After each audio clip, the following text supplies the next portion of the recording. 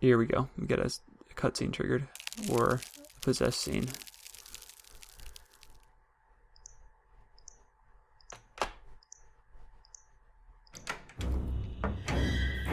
Okay. Nah, I don't like this room. Oh my gosh. Is he chasing us? Yes, he is. He definitely is. Go down, please. Yes, please. Keep going. I know where we are, but I can't turn around. What are we doing? Oh, key. Put it in. Yep, here we go. Door. Yes, please.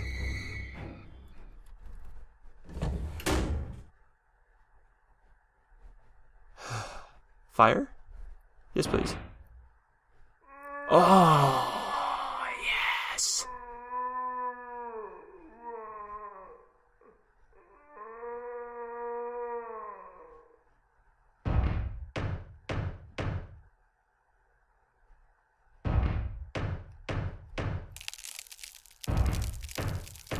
We know what we have to do. But before we do that, I'm actually...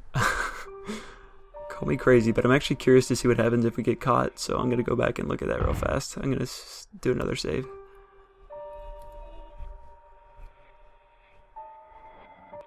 Aren't you curious? Just like a little bit, even if it's a jump scare. I just want to know what happens if we get caught. That thing was creepy. This game does remind me a lot of Scratches.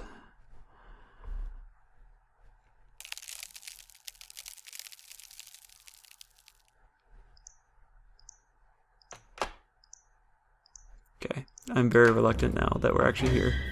I just want to see what he looks like and what happens if he catches us.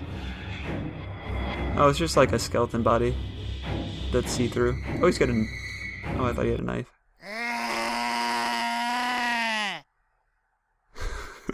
Okay. Not as scary as I thought it was going to be. Okay, let's load the other one.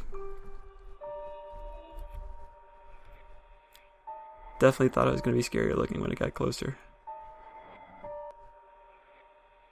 That thing from Scratches was creepy though, the boy.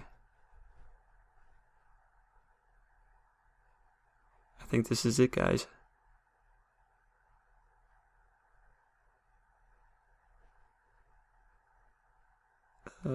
Okay, I was gonna say, nothing happened. Do we want to cool it? I didn't hear anything. Did you guys hear something? Maybe they don't want us to hear anything. This is creepy. What if we open it and he's there? Actually, why would we open it? Why are we even cooling it? Just leave the fire on. And why does this take so long?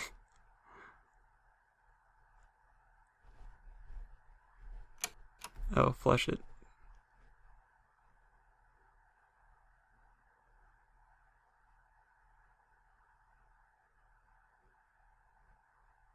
Okay. It's a little awkward without any sounds. Okay, I'm just curious if we... This is probably a mistake, but oh well. Oh, no it wasn't, because we got a key. Don't know what it goes to, but it's probably the way out of here. Oh, just in case.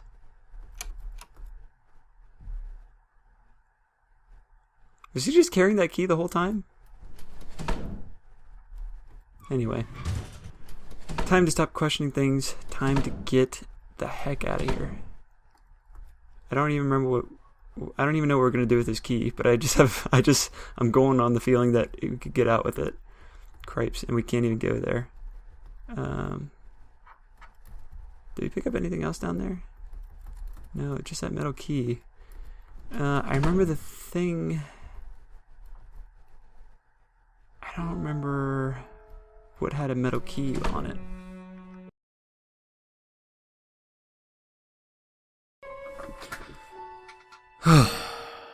Hi guys. Probably no time has passed for you, but a whole 24 hours has passed for me. So what happened is, yesterday I actually finished the game. I'm sorry, but you have to understand that I recorded the ending to the game it was about 20 minutes long. And at the end of the credits, when I was just about to sign off, the game crashed. And I lost all of the footage. The audio stayed, but I couldn't recover the footage no matter what I tried to do with it. So, unfortunately, it means I have to play through... Well, not unfortunately for you guys. You guys will be seeing this freshly. But I have to play through the ending of the game again, and it kind of sucks because it's kind of spoiled for me now. But it's okay. We're going to truck on. So, first thing I need to do is figure out where we left off. So I have the... Okay. So the metal key we got ended up going to Donald's office, which is right here.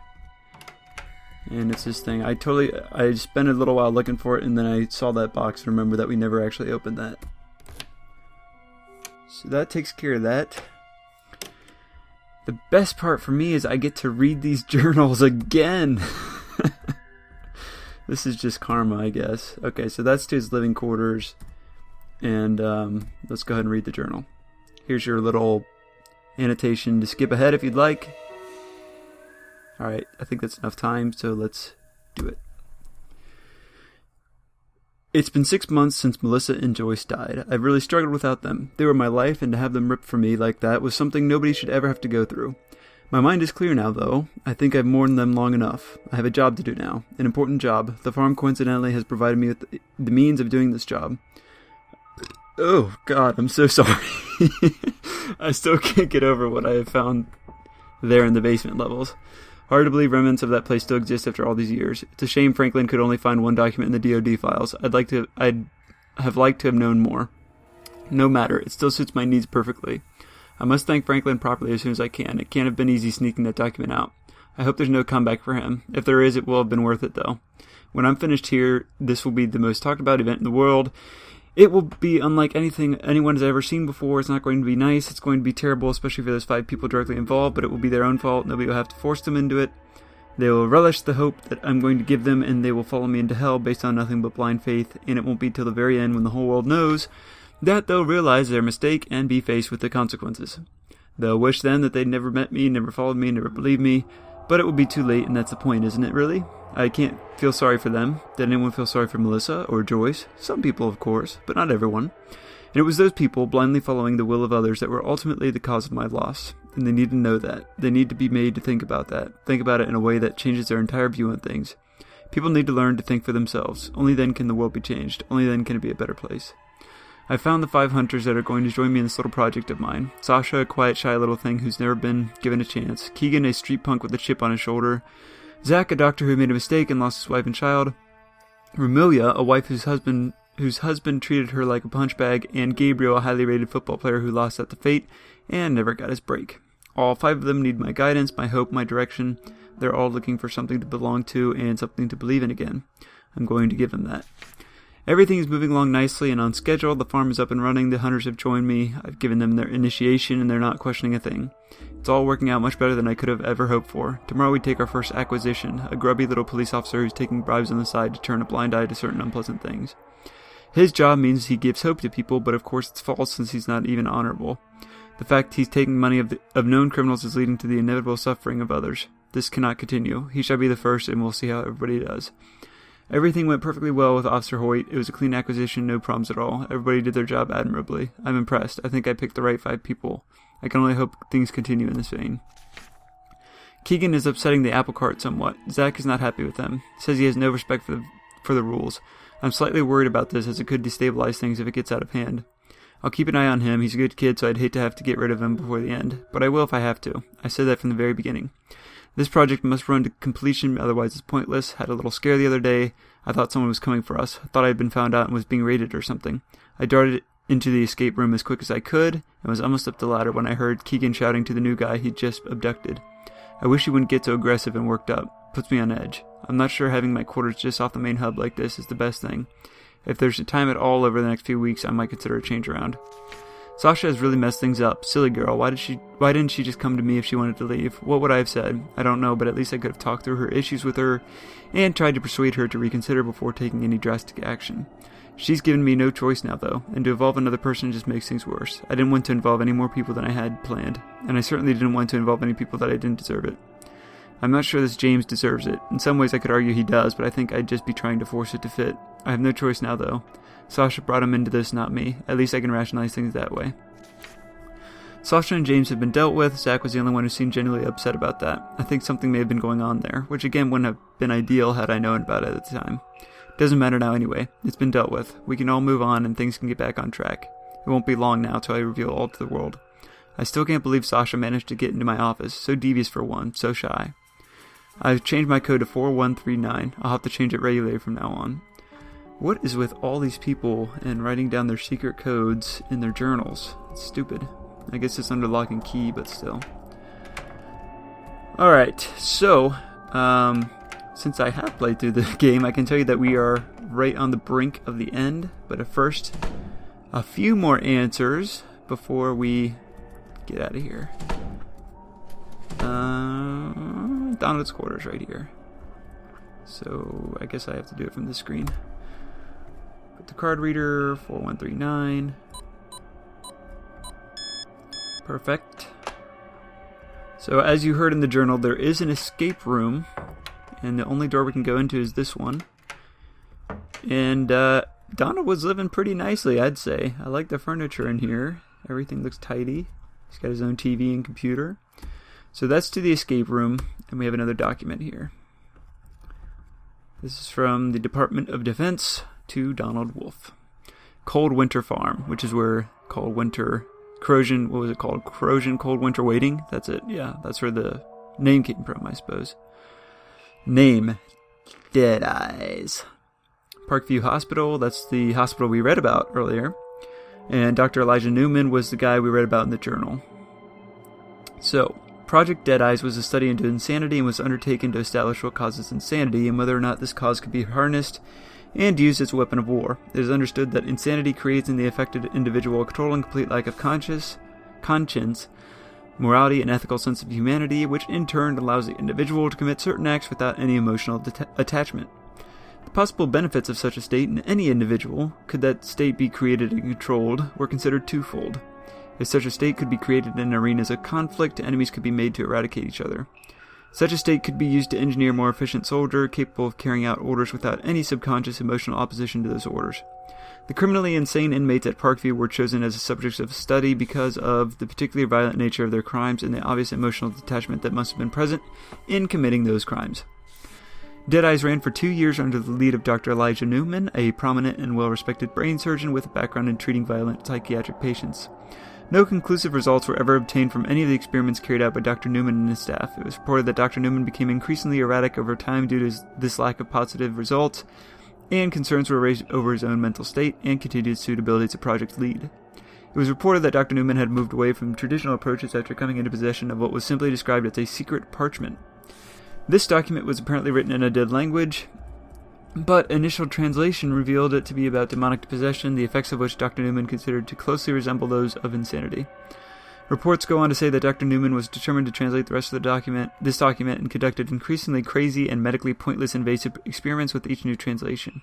Subsequent reports say that Dr. Newman was convinced by this document that insanity was caused by demonic possession, and became obsessed with the idea that a demon could be exorcised from the affected individual, and then utilized as a weapon, thereby fulfilling the mandate of the project. Reports conclude that Dr. Newman was himself insane by this time.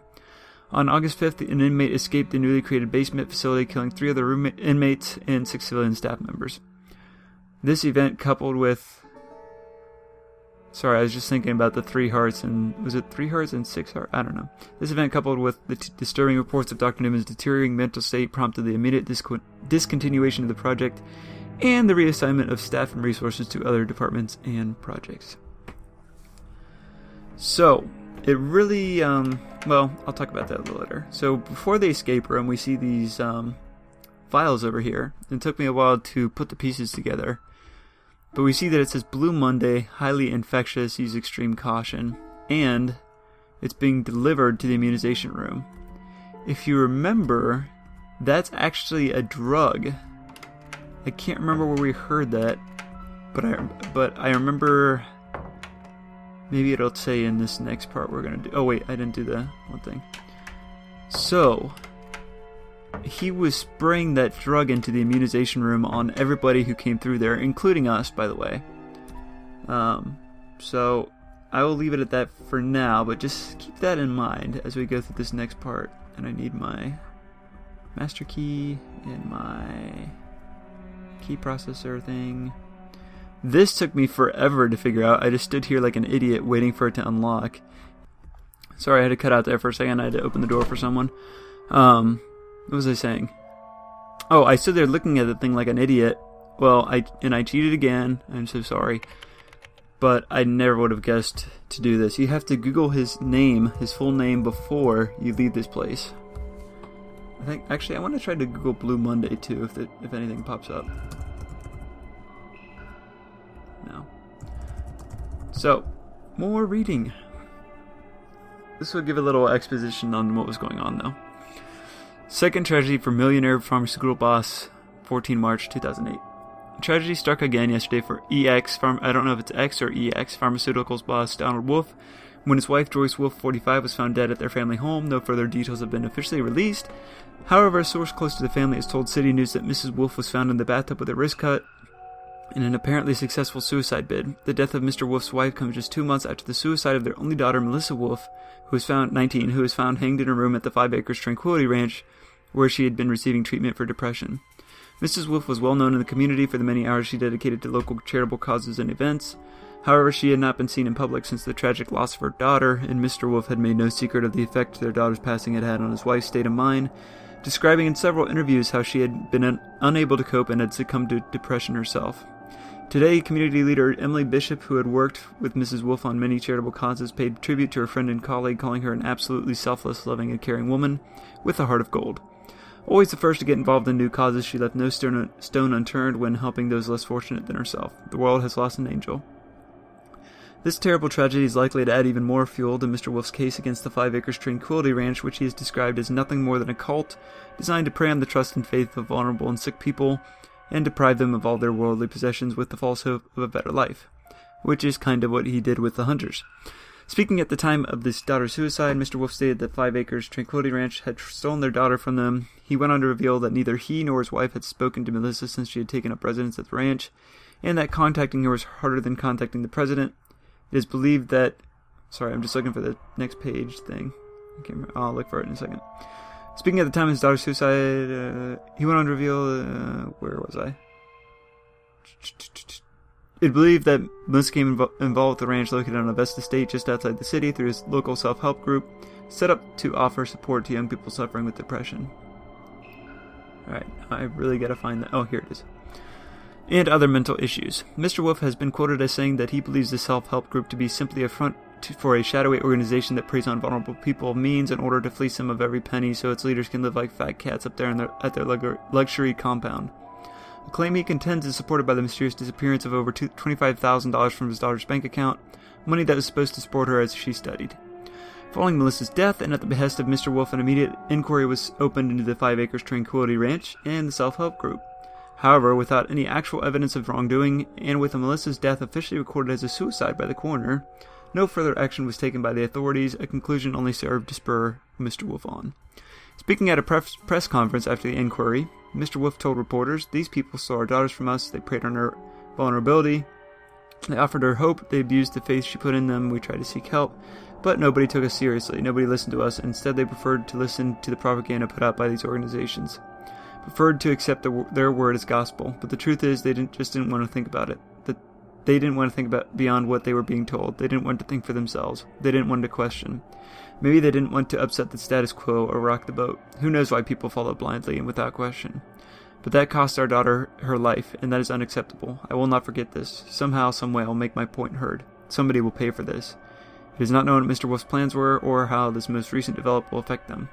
This seems like a lot of press for the CEO. Anyway, it's a small town, maybe. EX Pharmaceuticals today issued a press release confirming the theft of 12 crates of a new highly potent drug from one of their Dockland warehouses. Oh, sorry, this is where we read about that stuff. According to the press release, the drug, codenamed Blue Monday, is an experimental hallucinogen which, when injected or inhaled, renders the user highly susceptible to suggestion and can in fact alter their perceptions and reality. Part of the drug's unique and experimental nature is the fact that it plays on the user's individual fears and worries, and alters their perceptions accordingly, causing them to see, hear, feel, smell, and even taste things that are not real, leading to erratic and possibly dangerous behavior. Anti-drug campaigners have called for the global pharmaceutical company to be heavily fined for the security breach, stating that the threats posed should this drug make it to the street cannot be overestimated. Local police are investigating and have given this case their highest priority, however no arrests have been made. Last one. It was announced today that Donald Wolf has stepped down as CEO of EX Pharmaceuticals and sold all his shares in the global corporation, thereby severing all ties with the company he has run for more than 20 years. Mr. Wolf founded EX Pharmaceuticals in 1986 with friend and business partner Jeremiah Oldrich. With two highly skilled PhD graduates at the helm, they were immediately successful, securing several government contracts by 1991. In 1997, the two chemists took the company public, making themselves instant millionaires in the process. In the years that followed, EX Pharmaceuticals grew into the largest commercial drug manufacturer in North America, supplying pharmaceuticals to 90% of the continent's hospitals and pharmacies. In 2003, the company was credited with making major leaps forward in the treatment of several life-threatening diseases, and by 2005 had begun to develop new ways to treat mental illness. However, earlier this year, tragedy struck founding partner and then CEO Donald Wolf with the suicides of both his wife and daughter due to depression. Mr. Wolf continued in the face of adversity, but today has expressed his wish to leave the rat race behind and devote some much-needed time to himself and to mourning what he's lost. Mr. Wolf wishes the company all the very best for the future and hopes it can continue to make the great strides forward, for which it is famous, especially in the field of mental illness, an area which is now very close to his heart. So a few answers, but not too many, in those couple of news stories. So we see that Donald suffered and he wanted revenge somewhat.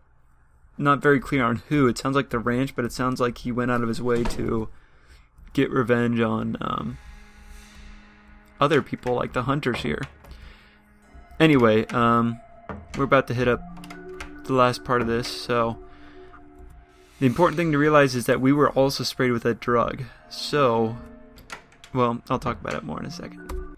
Because that's it, guys. And what I'm going to do is, before this crashes on me again, I'm going to let the end play. And I'll wait for the credits to get started. And then after that, I'm going to cut off my feed, and I'll put something up here for you guys to look at while I talk about my little theories on this game. And give my little review of it.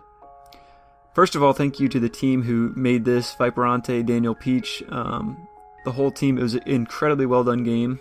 Definitely mastered the horror genre. It reminded me a lot of Scratches. I love it's fun to have jump scares in some games, and I like that thrill and the heartbeat and all that. But sometimes a good horror game is just really creepy and builds it up like this game and Scratches did. It just built up the tension with a little, a few scary moments thrown in here and there. I like how we did have that little scary sequence with the demon zombie kind of looking dude. But I think that was a good balance. That was just enough. Look at all the stock images. The artwork, I did turn the feed off just now. The artwork for this game was incredible. I really liked the design. I love the puzzles. The only complaint I really have about this game is I appreciate games who don't give you the a clear-cut answer to the puzzles, but I feel like this game could still use a few breadcrumbs with some of the puzzles. Some of them were a little over-complex for us to figure out on the first try, and even after thinking about it forever, especially that the one with the oxygen tank was the one that threw me. Anyway, back to my little theories, and I hope you guys in the comments can kind of give your take into it, because when I play the game in pieces like this, I kind of lose. I feel like I lose a little bit, because I forget about what happened. Oh, it actually didn't crash now. It just closed out. I tend to forget about stuff in between episodes, so maybe you guys can put your input in the comments and kind of refresh my memory on what you think and any other clues I might have missed. But here's my thoughts, for what they're worth. So I think that Donald was just trying to find revenge just on people in general, I guess, or just corrupt people. And so what he did is he set up on this old asylum farm, and then he started drugging the hunters as well as the victims, the acquisitions. So, the hunters on the Blue Monday drug thought that they were demons, but they were actually regular people they're torturing. I think that's what's going on. And I'm still hazy on the connection to the insane asylum. Like, I get that there was a secret, government experiments there, and that the doctor went crazy with and read about the demon, but I still don't understand if that was just a regular inmate that killed all those people at the hospital. Because if you remember, the nurse wrote that it is coming. She didn't say he or she just said it. So, at least for me, it never really revealed whether there were any actual demons or if this was all the result of the hallucinogen and fear, I guess. So, anyway, I think that's pretty much my summation of thoughts for what they're worth. I'm just really confused. I love the story, but I feel like we have more questions now than answers. So let me know what your interpretation is, fans. I'm excited to see that, and I can't thank you guys enough for your support through this series. I really enjoyed it. It's a really fun game to do. It was a perfect horror game. And I really enjoyed it. And thanks to the Vibrante and the team for not only watching, but for creating that work of art. Let me know what you think, fans, of the game in general, of this playthrough, of your theories on the story, and, of course, what you want to do next. Now that we are finished this series, we are off to another. Alright. I think that's all I got for today, guys. I am Phantom Darkness 135. I thank you for joining me on this journey, and I'll see you on the next one. For now, I am out of here.